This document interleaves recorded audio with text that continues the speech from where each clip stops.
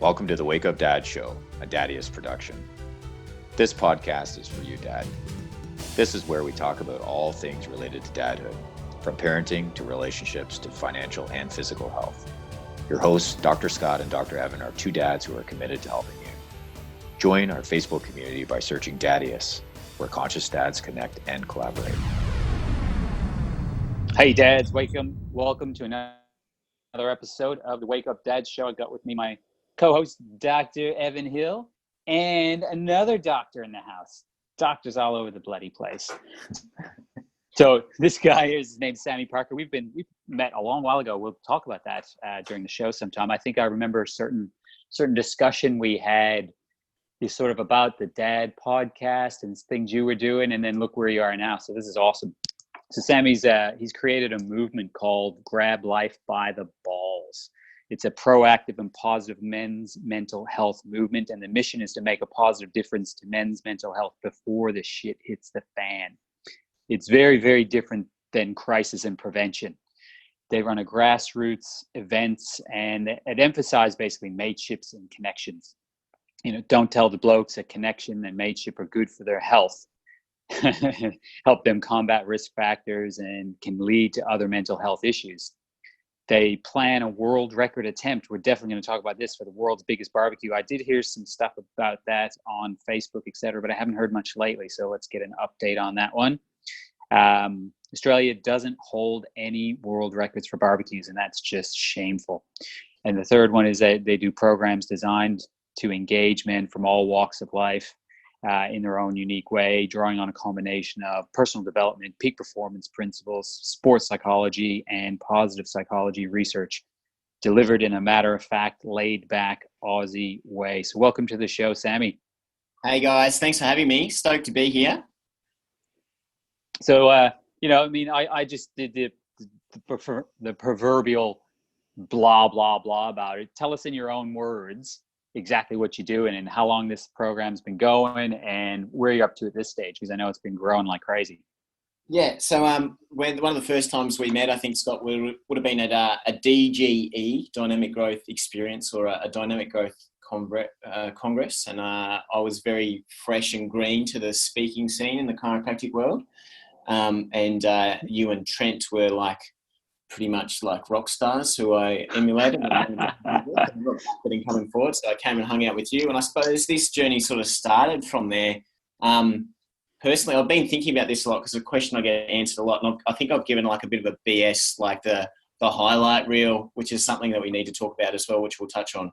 The highlight reel journey of it all. But I was thinking when I graduated as a chiropractor end of 2013 and had a big personal development experience and growth becoming a chiropractor, and was had time and access to guys like Tony Robbins and John DeMartini, and the guy that I hang out with a lot is Mark Postles from Quest Chiropractic Coaching, and I've spent a lot of time with Karen Smith, who's a motivational, inspirational speaker. She's kind of the white Aussie Oprah. Is the best way to describe her. So I all these cool people and really loved all this stuff, and I wanted to be like them. You know, I wanted to be an inspirational, motivational speaker. I wanted, sold out seminars. I wanted to look a certain way. And the more I think about it, I've just been listening to Ego is the Enemy by Holiday. Forget his first name. Ryan, yeah. I was going to say that. The Aussie wine, that's the wine book. I was making sure I got the right Holiday there. But that was where it started. And the people I was chatting about, started doing a podcast called Unleash Your Inner Superstar. Had guests like John DeMartini on that podcast and stuff. And I found I was trying to be, I was just copying these people at this stage. And that's, that's where you start to learn and refine different things. And then as I refined and I suppose listened and adapted a bit to the information or the feedback I was getting, because I put things out there like seminars and stuff, and women were really proactive in stepping up and coming along, and it was like an easy sell. But I really wanted to hang out with guys and have this conversation with guys, but it was there's a lot of friction, and there was a lot of hard work to get guys interested. So as part of the journey, I suppose for me was getting clear on what I had to offer and who I was, and then not worrying about what I needed to look like, but actually what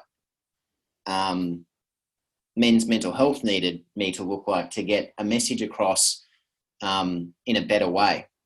So it started to shift from what's in it for me to how can I be of service, or how can I help, or how can I have a bigger impact with what's going on. And as I sort of researched the stats, you get feedback from talk shit. It's really hard when you do a public talk with men, because the guys that usually are the ones that that want to come and talk to you and want to have a real chat and go deep are the ones that give you nothing. When you're doing a talk, they sit there leaning back, folded arms. They look like they're about to fall asleep, but they're usually the guys that come and talk to you afterwards. So I didn't really think I was onto anything until some women sort of jumped on board with some coaching with Karen Smith, and I realised that I was starting to nail my languaging to my target market and the way to, talk to guys, and the way to, I suppose, honour men wherever they are, or honour blokes wherever they are, or not judge them, or love them for who they are without putting pressure or expectation on anything else, and meeting them where they're at. And actually that's what's helped me in practice for me. We had some some really cool chiropractors, and one of them, she was amazing. She had extra knowledge. She gave so much, I felt, and it's completely different to me. And I judged myself according to her. And then I realized eventually that the skill I have is to dumb it down, or to make really complex things a little bit simpler, and use everyday language, and trying and meet people and match people where they're at, and then take them on a journey if they're so willing. So I realized that was my strength, and I started adapting that to what is now Grab Life by the Balls. And the stats around men's mental health in Australia is that 6 out of 8 suicides in Australia are men. That I'm on the Sunshine Coast, that there's some awesome groups up here doing some great research, and 4 out of 5 suicides on the Sunshine Coast are men. The Sunshine Coast is above the national average. Men are more likely to get the job done, if you like, the first time. So guys we need to be a bit more proactive. This is where the proactive stuff comes in, and the positive psychology element comes in. The guys a lot of suicide prevention is based around women, and women usually do have, attempts more than just getting it done the first time. And then the other scary stat for men's mental health and men's suicide is that 52% of suicides, there is no underlying mental health condition or disorder. I'm sure I've heard so many stories about, guys, the guy that's got all his shit together, looks ultra successful on the outside. Everyone thinks they're the happiest person in the world. They're happy 24 hours before they depart, and then they're gone. So we need to have this conversation beforehand. So I started to take note of these stats and molded what I have to offer, and the way that I go about things, and what's really easy for me, and what's simple for me, and what my strengths are, and combine that into a thing called Grab Life by the Balls. So it's Aussie, it's laid back. The languaging it's not like, hey, I'm Dr. Sam Parker, I'm your motivational speaker. It's like, okay, let's grab life by the balls. We talk about, it's a bridge between, like I try to explain it, it's a bridge between, and I'm not a therapist, and I think that's an advantageous thing in Australia. I'm not a therapist, I'm not a psychologist. And so we don't talk about those terms that come up in those sorts of sessions. And then also I've done all the personal development. I love a bit of woo-woo or whatever. I'm all up for that. But the languaging that we use is somewhere in between, and it meets guys where they're at.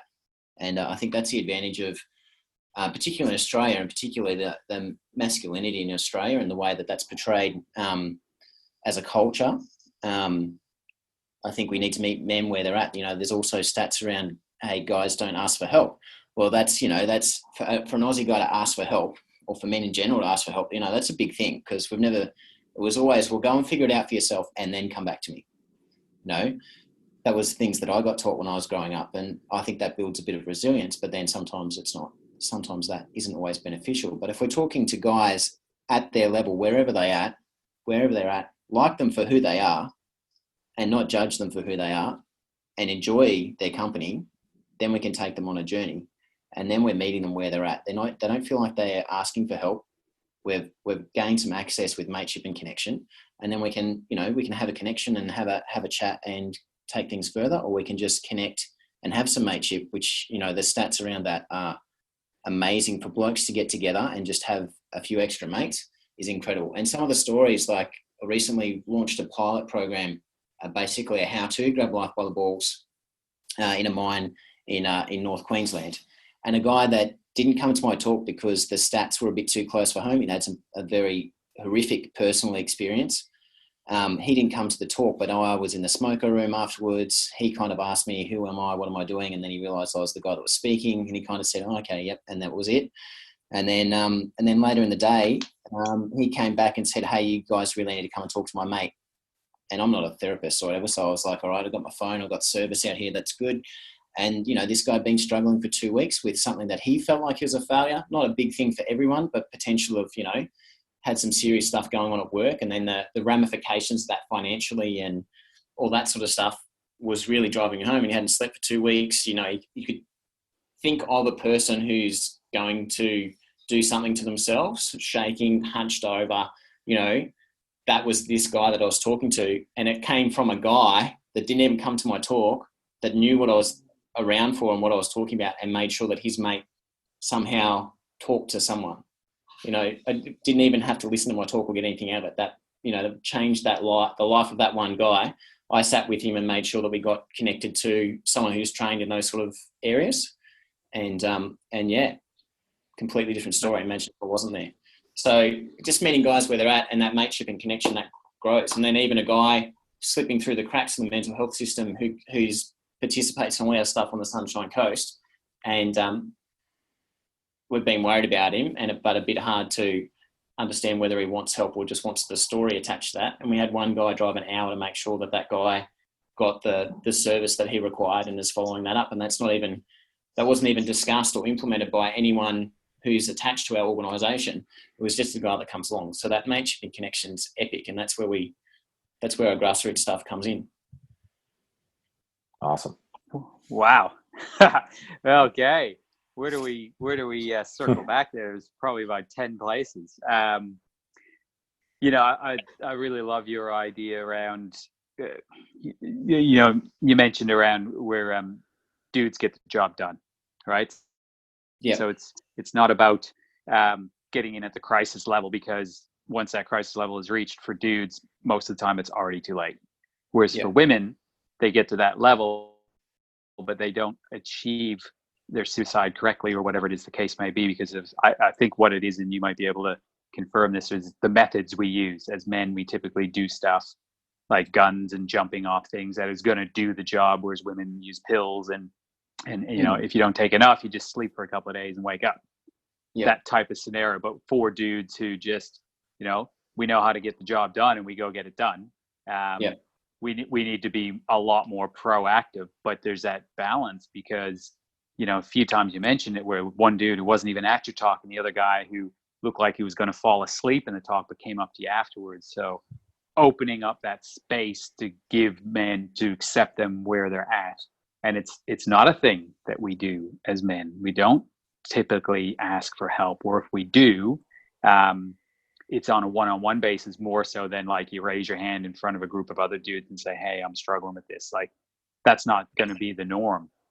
So getting out and giving talks to these bigger groups of people is fantastic, but then having that space to them be able to approach you or whoever to sort of open up that little bit more is awesome. Have you looked at that as an exploration about how you could sort of make that easier for men, or is that that's the whole idea behind what you're doing? Yeah, definitely. The idea is to make it as easy and as less confrontational as possible. So, that's why I talk about mateship and connection, because although sharing and talking is a big element and is scientifically validated, it's good to get some shit off your chest. But sometimes, that even mentioning that will turn a lot of guys off. So that's why we try and keep things around mateship and connection. That's where the biggest barbecue sort of stuff comes in. Guys stand around a barbecue and they connect. They don't necessarily talk about their feelings. They don't necessarily talk about some of the shit that's going on. They might talk about the footy. They might talk about the cricket. They'll talk about the weather, all that sort of thing. But they're on that level, that's still really good. The research shows that, that sort of level of mateship is still really good. Yes, we can go deep, and yes, we could try and fix everyone, but guys got to be willing to step up and change things as well. So we try and make it really easy, because I think guys got a lot of bullshit radars. All right, these guys do this or they do that, and that looks a bit, weird, and I don't know really what they do. Guys just automatically think it's a bit weird, no matter what you try and do. And so even using proactive mental health, like even that, can, put guys off and that sort of thing. But, we're just trying to open that up. And even if it's, one guy came to a burger night recently, and he'd been following our stuff on Facebook since October, and he only came in like March. Like it just takes some time, and you just, it's the beauty of social media. You can just keep popping up at the right time and keep continuing that conversation. And then the conversation from that. So for me in practice, like I know, I have experience, and I have my evidence base of what I know happens in practice. And yeah, I could jump up and down and tell everyone how wonderful chiropractic is, but it's targeting it to the person and what's in it for them. And so until someone sort of starts to come towards me a little bit, I won't give them too much. I won't invest too much until they start to show like they're ready to take responsibility for their actions and take control of their actions. And then I'm all theirs. I'm there. Challenge or support, I'm there. But until they sort of start to show those sorts of signs, I kind of just step back and just let people do their thing. And then if they want to know more, if they want a bit more, I've got plenty there, and that they can come and get at any time. But yeah, not trying to ram anything down anyone's throat. Like I think we all do, everyone does the best with what they've got. And I think we need to honour that. We've all had some shit go on. We're all working through some stuff. We've all had challenges, particularly being dads and our identity, and what does it mean to be a dad, and like what is our actual role? Because we play the unwinnable game. You got to be sensitive but not too sensitive. You got to work hard and bring home the money so everyone's supported at home, generally speaking. And then then if you're doing that, sometimes that the counterbalance of that is that you're not home, you're not around. You're knackered when you come home, so you're not communicating as well. Like it's like, which one do you want? Like, I don't know. We try and be the chameleon. We try and match and try and do everything to keep everyone else happy, and we're not really sure of what it means to win or where we are. And it's just we can get stuck in that, and there's basically no way you can win. But it's just about being clear on your communication and being clear on who you are and what you stand for moving forward. And that's where the how to grab life by the ball starts to come in. We talk about, understanding that there's an inner prick in between your own two ears, and he's going to give you shit, and he gives you shit all the time. And, you can play that story around in your head about whatever's going on. Chances are it's going to be negative. That's what the research says. 80% of your thoughts are negative. 95% from the day before, you have about 80,000 thoughts. So a shitload of them are negative. And if you keep playing that circle around in your head, it's going to take you to some pretty interesting places. Unless you have someone around you, unless you talk to someone, unless you actually do some positive things for your mental health, that chances are that it's going to go around in your head. And then we run that filter through being a good boy, which is a bit like the unwinnable game that we talked about before. Being a good boy, go off and make sure you go to college, chase your sporting dreams, but make sure you go to college. And okay, if you're going to become a chiropractor, well, then you go and, go work in a practice, and then you buy a practice, and then you buy the house. Yeah, have the, get married, have a great relationship, have kids. And then it's like, well, what next? I've done everything. I've still got a shitload of bills to pay. I'm actually a little bit unhappy with where I am because I feel stuck. Sure, there's more to life than just paying bills and rocking up and doing the same thing over and over again. And that's what I call good boy syndrome. So that's for us as chiros. That's because I'm talking to a couple of chiros. But like that's anyone. That same thing rolls out for anyone. Like we've got an event with an ex-rugby league player who played for Australia and Queensland, and it's going to be awesome because he talks about how shit professional sport was. Like everyone thinks that's the epitome of life is playing professional sport, and he talks about how tough it was. This guy Brent Tate had 19 surgeries, 3 knee reconstructions, 1 shoulder reconstruction, broken neck, and came back and played after all these injuries. Like that's insane. And just the ability to get back up and do what you want, but the looking around and living up to everyone else's expectations, or that good boy syndrome is going to give you the shits. And then in the last 5 years, social media has taken off. And so we're constantly looking at everyone's highlight reel, generally speaking, and we're comparing ourselves to that shit. And we don't see all the shit that goes on. I always use old mate that goes to Bali and he's got the beautiful wife and the kids and they all go to Bali for a holiday. He's got the brand new car, they've got the brand new house and everything looks fucking awesome. You're like, geez, I'm a bit of a prick, aren't I? Like I'm renting, got one car. We haven't been on an overseas holiday for ages. This is shit. My life's shit. I'm a failure. But you don't see all the bullshit behind that, the $10,000 maxed out on the credit card just to do that. And all you see is the highlight reel. Then we compare our worst self, and you're probably looking down at your phone. Then we know what, in that hunch position. So you're stressed out already. You're sympathetically dominant. You're looking for a dopamine fix of being on social media. You're looking for a quick fix. And then you see you're in your worst state, usually looking down at that. And then you're looking up at their highlight reel. It's like far out. It's just like a concoction. And you've got those three things playing out in your head. You've got that negative self-talk, that inner prick. You've got the expectations of what you think you should be doing, and then you're comparing all this shit to everyone else around you, and this is just playing out in your head. So no wonder we start feeling like failure. No wonder we think some pretty scary options are actually reasonable ways to escape the pain. We need to bust through that. We need to understand our inner pricks there, and it's useful, but it doesn't mean that our fear or our guilt is actually true. What is it that we're really good at? What are our values? What are we really good at? What are our strengths? And actually, rather than looking for a job that pays a lot of money, what's the strengths that what are the things I have on offer, and what's a job that fits that, not the other way around? And then what do we really want to do? Stop comparing our lives to everyone else. What is it that we really want to do? Where do we really want to go? That's what it means to grab life by the balls in a nutshell. So, again, I'd like to circle back on 10 different things. Can you give me those stats again? How many negative thoughts, and then what was all that? Yeah, so I think it's up to conjecture. Google says around 60 to 80,000 thoughts a day. Well, Joe Dispenza uses these stats as well, so they must be okay. And about around 80% of those thoughts are negative. And then the conditioning comes in is that about 95 to 98% of those thoughts are the same thoughts you had the day before.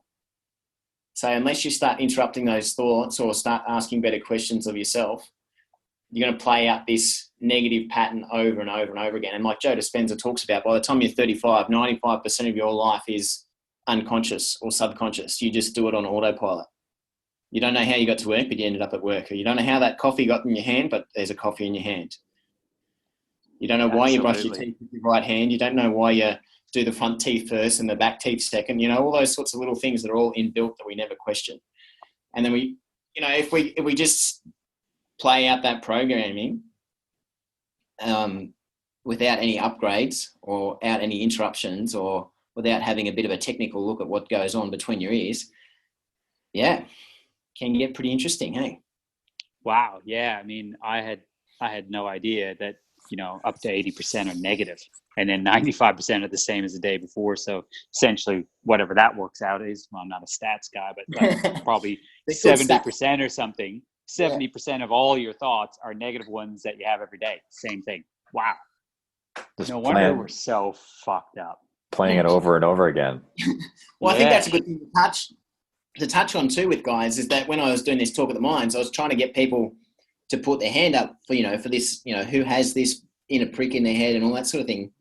Not to go, everyone, well, we're all a bit fucked up, I think. I think we need to acknowledge that. But just to show in a room, and particularly with a male-orientated industry such as mining, about anywhere from 50 to 80 people put their hand up that they had some shit going on, or that they've got this inner prick in their head that's constantly giving them shit.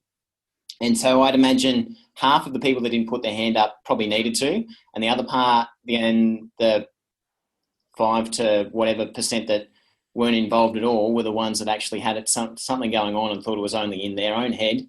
And then they look around and go, fuck, it's not just me. But that's what happened to me. We went and played golf. Not that I'm a very good golfer. It was a little par 3 course down here. We were playing golf, and I was playing with a couple of guys, and, they've got their own house, they've got their own business, they've got the nice cars, they go on the overseas holidays. These are guys that I like hanging out with. They're great guys. But also I kind of looked up to them a bit in different regards, because, hey, man, these guys have got their shit together. They wouldn't have any issues. They're pretty sweet.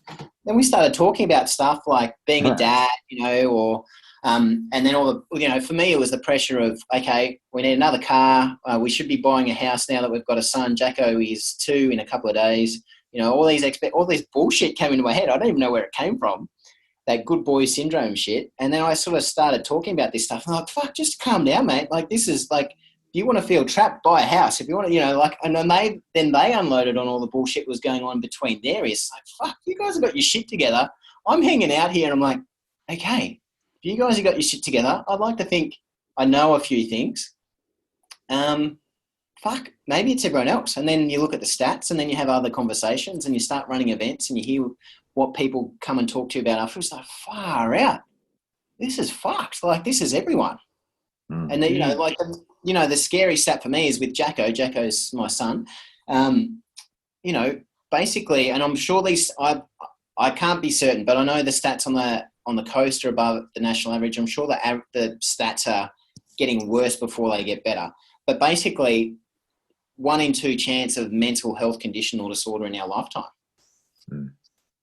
Like, yes, you're going to go through grief when people pass away. You'll have different stages of grief and different things will come up through life. But to have a diagnosed, condition, and for that to be 1 in 2 of us, like, I think that's pretty scary. Mm-hmm.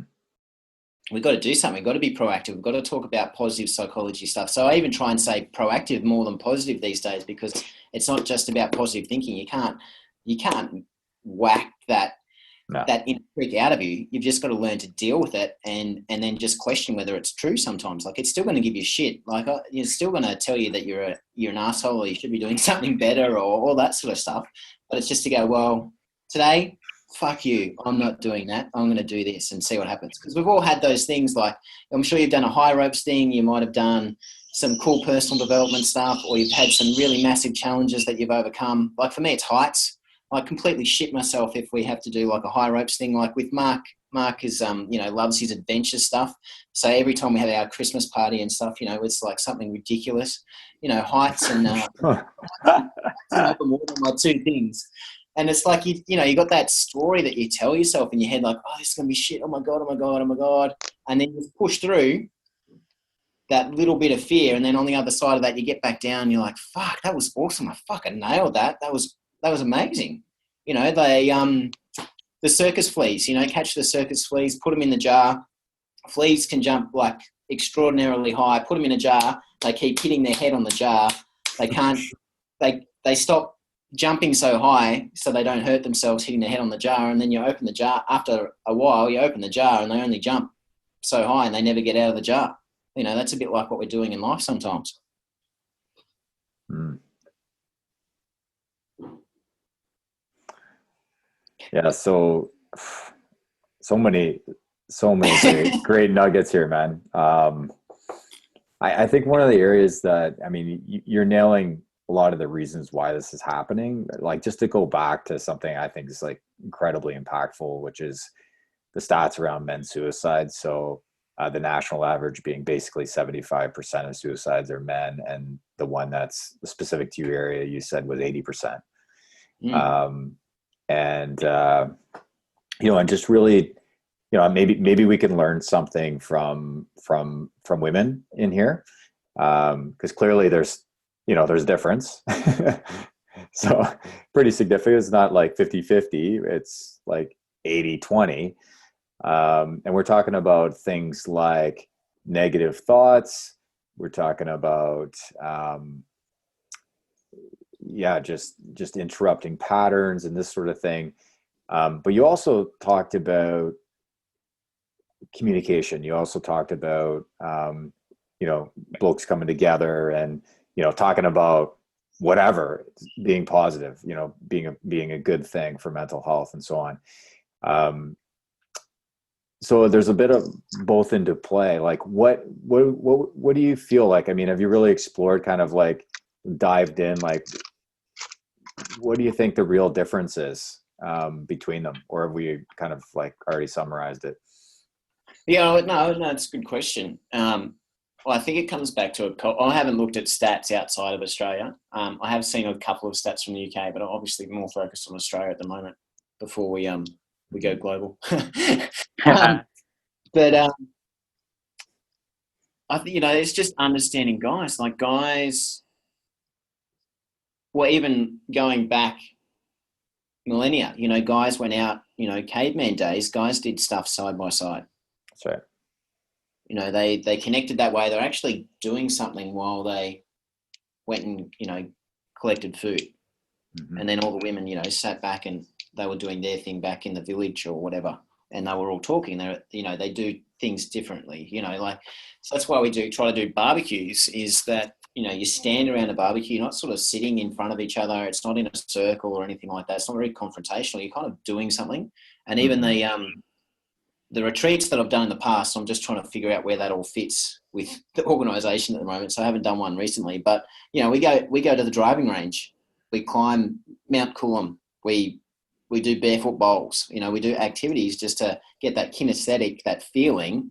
A lot about what they say, quote me if I'm wrong, there's a lot of kinesthetic goes with our emotions. So if you're actually doing something, you can open up different parts of the guy's brain that are connected in a different way. They're more about that feeling stuff. So if you're doing something, the guy's brain is more connected and be able to express himself better if he's actually doing something. Whereas if we have to sit down and actually think about our emotions and talk about it, that's really hard. And I still find that really difficult because I've never been trained to talk about it, never been taught to analyze it or to work through that stuff. We just got taught to push it away and just work through it. So, doing stuff side by side is really important. And it's just getting a bit clearer on the roles. That's why, working through your inner prick, working through the good boy syndrome and working through comparing yourself to everyone's highlight reel, what everyone else is doing, working through that, you start getting a bit clearer on who you are, what you want, why you're doing it, and where you're going. And I think if you can start to nail that, and well, not even nail it, but actually at least start asking those questions, then you're going to get a bit clearer on who you are.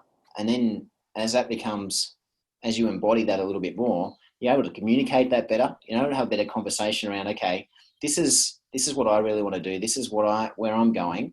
How does that fit in the family unit?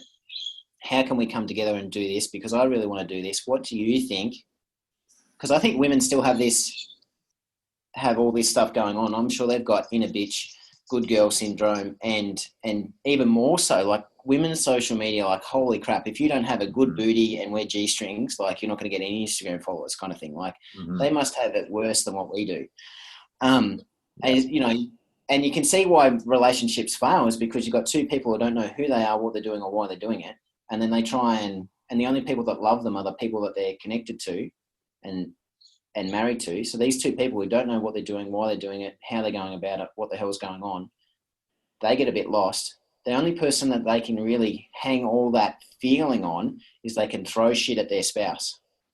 And they're meant to catch it, and they're meant to be there because they're in love, and they're meant to be able to understand and deal with it. We can only ever do it to that person that is closest to us. And then if that gets all too much and that keeps going on, then we're just going to grow apart because we're just hanging shit on each other, even though it's the only person that we can. But that's just a reflection of all that shit going on that we're throwing around is just a reflection of what's going on inside ourselves. So we can clean up where, as guys, and I think that's where, being a role model, I think, and that's why we focus on men, is if we can create better role models who are more on purpose, who are more inspired, who are more empowered, that's going to create a ripple effect of their son and their daughter watching this guy fucking rock life the way that he wants to rock it. He's grabbing it by the balls. And then he also understands that this is also going on for partner, female or male, whatever, have to be very politically correct these days. And then they can work on that together. The husband can, the guy can ask better questions of the wife. We can come together as a team and start tackling life together rather than two individuals trying to figure shit out by themselves. It always takes a bit longer. So if the guy starts to sort his shit out, he starts to grab life by the balls, that whole ripple effect can change the family massively, but then also can change everyone else around them. But if we start with the guy and we start getting him clear on where he's going and he can start to communicate it with everyone around him, potential, I reckon, is fucking insane. Yeah. Absolutely. Go ahead, Ed. I just wanted to highlight one of the first things that Sam said there was about you go back to like caveman days and um, they would do things together, like the hunting, whatever it may be. And I was actually having this conversation the other day with somebody saying like nowadays men are like everybody's in separate homes collecting for themselves. Everyone's like trying to build their empire, their individual empires. And it is can often be a competitive environment depending on where you live. So you're comparing the size of your house to the person beside you, or the car that you're driving to the person, somebody else that you see at school or whatever. So not only do you have this individualism, but you also have a competitive environment, which I think you spoke about really well there, Sam, about seeing other people's highlight reels. And house, car, trips are all, good examples of highlight reels. You nailed it as well, I believe, around things are not as they seem. People will put out there and project what they want you to see. And so many times there has been, my wife and I, we're fortunate that, we live in a great neighborhood, and so people do really well here and have, exposed themselves on social media with what they've been doing. And that's happened where, my wife has commented like, oh, look at the trip they're on now. And, oh, look where they are now. And look at this and that. And then I end up like going for coffee with the guy, and it's just like a total shit show. The guy's life's in shambles, and I have to go back and just like, I know it looks really great, but life isn't always what it seems. I'm not like throwing them under the bus saying, but it's so true. It's so true what you're saying. And I'm really, coming back, like I believe that women have, like you said, like there's 80,000 thoughts that are probably going through their brain as well. 60, I'm guessing 60, maybe even more are going to be negative. So I'm not so sure that's the deciding factor. As to, I think our brains are probably working pretty similar, where it's the same thought patterns the next day, all that kind of stuff. I'm kind of feeling like what you're saying there about the connectedness being a key component and how they're doing a lot better, because they are a lot more social. They do, they do connect, they do things together a lot more. I think it's getting a lot less, to be honest. But I think that's the part that we've really been missing the mark on is, we're going out of the home, we're trying to make, money bring money back to the nest type thing, and doing it individually. And then we're trying to tackle all the problems and bullshit that's going on in our life individually as well. So yeah, I think you're really creating a lot of clarity.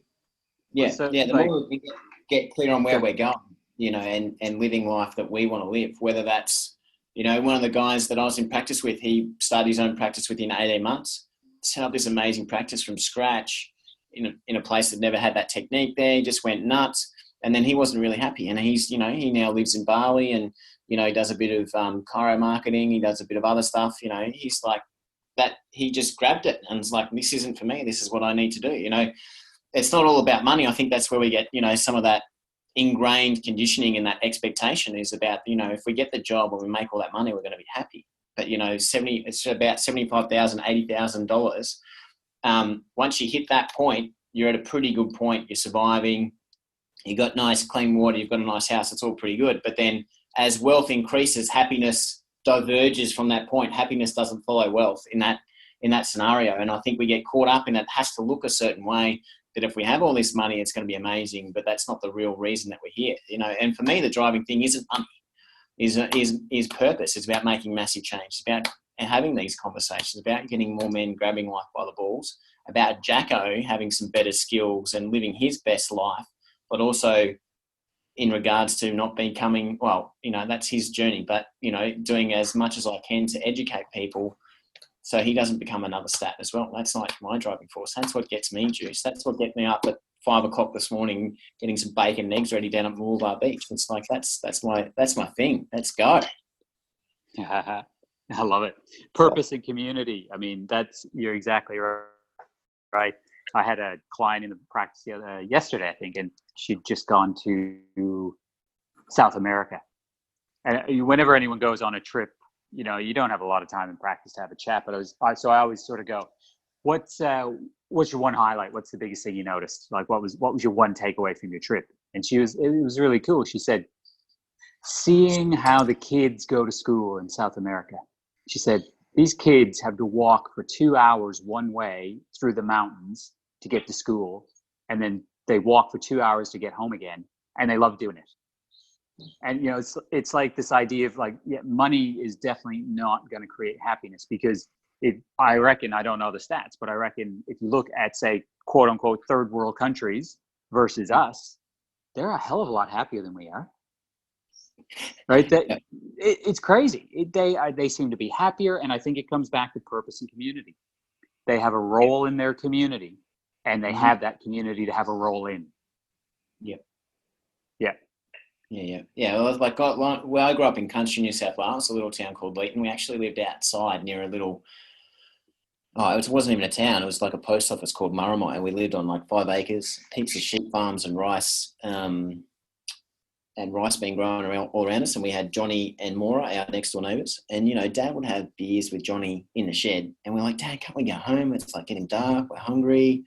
All these sorts of things. But they, or even Dad was talking about when he worked in the juice factory in town, like, Friday night, Friday after they finished work, they'd hang around, they'd have a few beers, they'd order pizza in.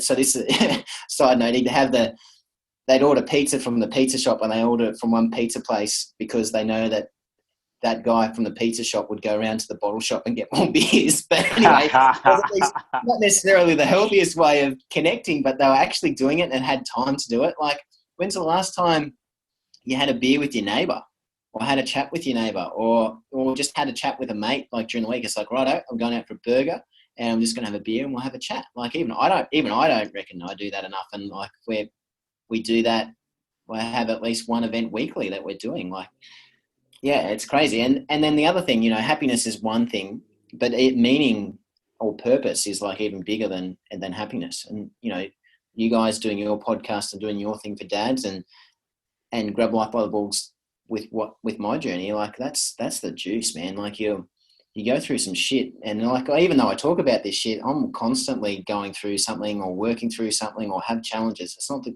I've just recognized a pattern. It's not like I'm any different to anyone else. I still have all this shit going on. Like we're all going through a bit fucked up. Yeah, and just embrace it. It's like, okay, well, what can I do with this? Like, let's go. Like, if it's not just me, like it must, everyone else can relate to what we're talking about. So shit, all right, we need to do something. Let's do it. Like, you don't need to be any different than who you are. I don't get any of that though. No. Okay. What were we talking about on the call before the? No, I'm just joking, but totally. We're quickly running out of time here, Sammy. Thanks for all this input. Give us like ways that people can get a hold of you. We're going to share this podcast out to a whole bunch of different, all the groups we're involved with, get the dads, on board. I know most of what you do now is like actually personally based. So you're on the Sunshine Coast. Anyone who's listening who's up there, get along to the barbecue. I'd love to come along. It's a bit too far of a drive for me, but it sounds amazing, what you put on. Do you have anything, a way dads can get a hold of you if they want to have a chat, or anything that you're doing that's a little bit more far-reaching than where you actually are? Yeah. So there's a couple of answers there. I feel like a politician when I answer these questions these days. So there's three things we're focusing on. Being a not-for-profit organisation, for me to expand in Grab Life by the Balls, the mining and that sort of speaking and coaching stuff is one element of what we're doing, and that helps me make an income out of this stuff. The other thing that we do is the grassroots stuff, which we're getting better and better at on the Sunshine Coast. With a few events, we do burger nights, we do the breccia that I've mentioned, and we're doing some other events. We're just working on our branding and our wording and making sure, because we want to make sure that we're not crisis and we're not prevention, that we're something different and that we relate to guys. We need to make sure that the way that we word things and the people that we have on board to grow Grab Life by the Balls around Australia. There's guys in the wings waiting for us to get this stuff nailed, but we want to get that nailed so it doesn't become just another "Are you okay?" or something like that. People don't fully understand the message. We're just working on that at the moment, and the best way to do that. So if you're interested in that sort of stuff, and this has resonated with you, feel free to reach out, and I'll give you those details shortly. And then we're looking at the world's biggest barbecue. Guys connect around a barbecue. Australia has no world records for barbecues. Australian men's mental health statistics are horrendous. Let's get guys having connection around one big bloody barbecue. We're working on that. It's just we don't want it to bankrupt us in the first event that we do, and we don't want it to be really bad. So we're just dotting some I's and crossing some T's with that. It's looking like something in 2020. May not be the world's biggest barbecue straight away, but definitely a festival around that'll grow into something that we can celebrate every year that becomes iconic, as particularly to Australia and New Zealand. So that's possibly around maybe 12 months' time. May 8. It's good. Might be a good day for it. Hey, why not? So yeah, they're the three things. So if you're interested in the grassroots stuff, I'm trying to make myself as accessible as I can, juggling every other role that we have as dads. You can find us. You can Google Grab Life by the Balls. We seem to come up, ranked pretty highly in Australia. I'm not sure about the rest of the world. GrabLifeByTheBalls.com.au. The website will be going under some change very shortly, but it serves a purpose there. There's some stuff there. It's not the world's best website, but you can definitely find us there. Grab Life by the Balls Movement, or at Grab Life by the Balls Movement, one word, on Facebook and Instagram. And there's a stack of There's Facebook groups for men and women, and there's a Facebook group for the guys as well, which you can find if you sign up to our email via the website. You'll get all those links when you sign up. So yeah, just hit us up. I'm pretty accessible. I try to make sure that I'm available, because there's always, there's always someone that's reaching out who needs professional help. So I try to make sure that I've got my finger on the pulse on all those. But if you just want to message me, I'm pretty accessible. So bring it on. Thanks. And I just want to say thanks for having me on. It's been awesome chatting with you guys. Love the work that you guys are doing and the message that you're getting out.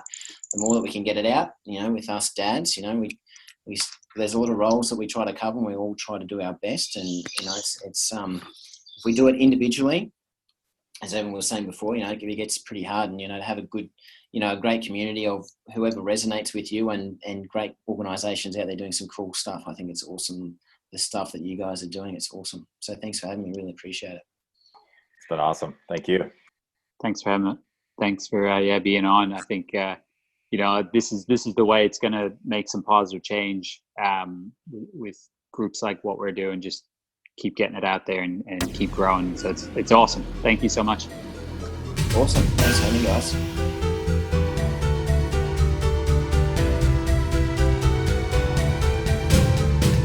Thanks for listening. Remember, join our Facebook community, Daddiest, where conscious dads connect and collaborate.